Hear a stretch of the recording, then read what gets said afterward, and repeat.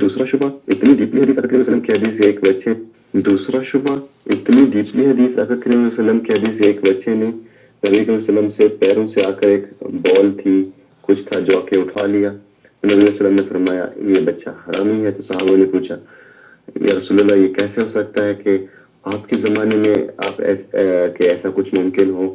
تو انہوں نے کہا کہ بارش سے کسی ہمسائے کی لکڑی جو ہے نا تیرتی ہوئی آئی اور انہوں نے آگ جلائی اور اس سے کھانا پکایا اور اس کھانے کو کھا کے ہم بستری کی اور جس سے یہ بچہ پیدا ہوا.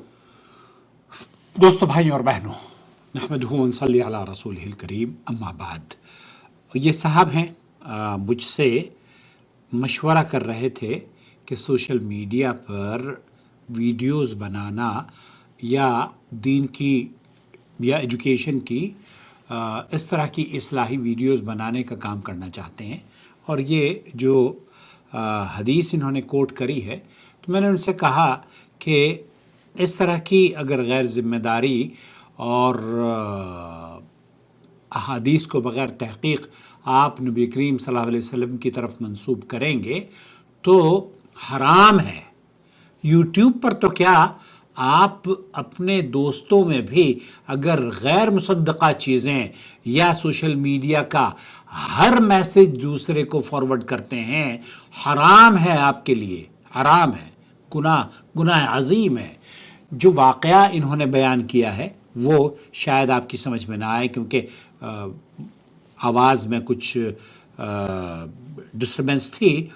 یہ کہتے ہیں کہ ایک بچہ نبی کریم صلی اللہ علیہ وسلم کے پاس آیا، پھر آپ نے فرمایا کہ یہ بچہ حرامی ہے. اس بچے کے کچھ وہ بال کھیل رہا تھا، میری جو میں سمجھ میں آیا. وہ اس صحابہ نے پوچھا کہ یہ حرامی کیسے آپ کے دور میں؟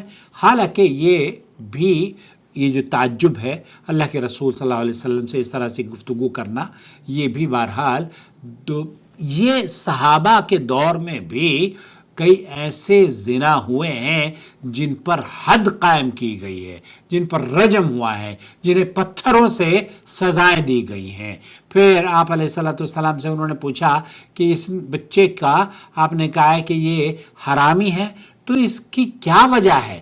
کہتے ہیں کہ نبی کریم صلی اللہ علیہ وسلم نے فرمایا کہ یہ جب بچہ پیدا بھی نہیں ہوا تھا تو اس کی والدہ اور والد بیٹھے ہوئے تھے اور کہیں انہوں نے بارش کے پانی میں کچھ لکڑی چل کر آ گئی تھی اور اس لکڑی سے چولہا جلایا اور کھانا بنایا اور پھر اس کے بعد انہوں نے مباشرت کی اور اس سے حمل ٹھہر گیا.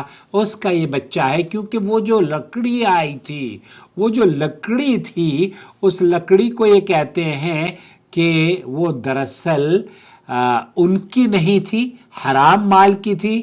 اس لیے اس لکڑی کی آگ کے جلانے کی وجہ سے کھانا پکایا اور اس کھانے کو کھا کر ہم بستری کی اور جس سے یہ بچہ پیدا ہوا. اب یہ جو ہمسائے کی لکڑی چل کر آئی تھی، تیرتی ہوئی آئی تھی، اب یہ انہوں نے یہ سمجھ لیا کہ یہ حدیث ہے. حدیث کی آپ کو یہ جان کر حیرت ہوگی، حدیث کی کسی بھی معتبر تو کیا غیر معتبر کتابوں میں بھی آپ کو شاید یہ نہ ملے. تو اللہ کے رسول صلی اللہ علیہ وسلم کے اوپر اس طرح کی بہتان بازی کرنا بالکل درست نہیں ہے. حدیث کی معتبر کتابیں صحیح بخاری، صحیح مسلم، سنن ابی داؤد، ترمذی، نسائی، ابن ماجہ، مسند احمد، امام مالک، اس طرح کی جتنی بھی بڑی کتابیں ہیں، اس مفہوم کی کوئی روایت موجود نہیں ہے جس میں نبی کریم صلی اللہ علیہ وسلم نے کسی بچے کو اس طرح حرامی کہا ہو یا اس طرح کی عجیب وجہ بیان کی ہو. بلکہ اصولی طور پر یہ بات درست نہیں لگتی.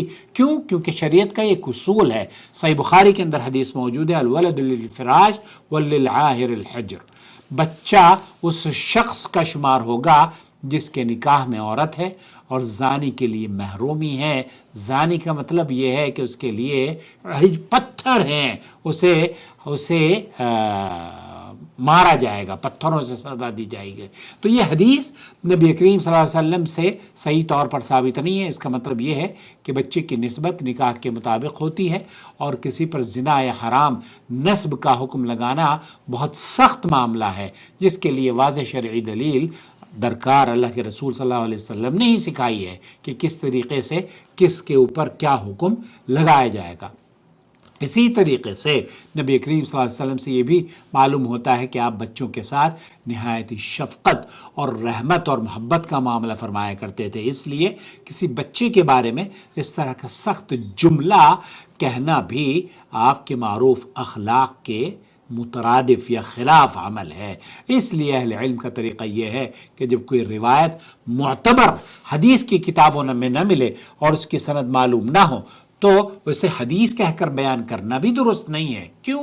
کیونکہ اللہ کے رسول صلی اللہ علیہ وسلم نے فرمایا ہے من کذب علی متعمدا فلیتبوأ مقعدہ من النار، جو شخص جان بوجھ کر میری طرف جھوٹی بات منسوب کرے جو مجھ سے نہ ہو، میں نے نہ کہی ہو، اللہ کے رسول صلی اللہ علیہ وسلم سے کہی نہیں ہے، اور آپ اس کو کہہ رہے ہیں کہ نبی کریم صلی اللہ علیہ وسلم کی حدیث ہے، آپ علیہ الصلوۃ والسلام نے فرمایا مقعدہ من النار، تو اپنا ٹھکانہ جہنم میں بنا لے۔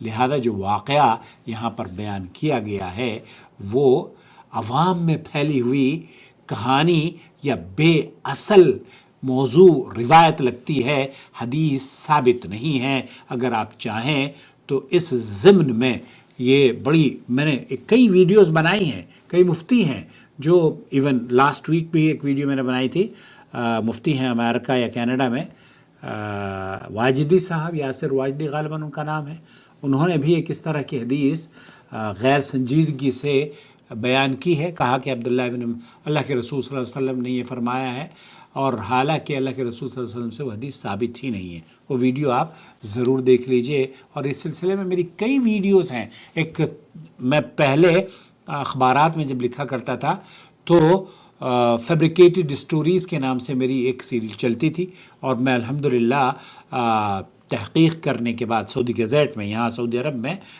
لکھتا تھا، اور وہ صفحات الحمدللہ ابھی بھی موجود ہیں۔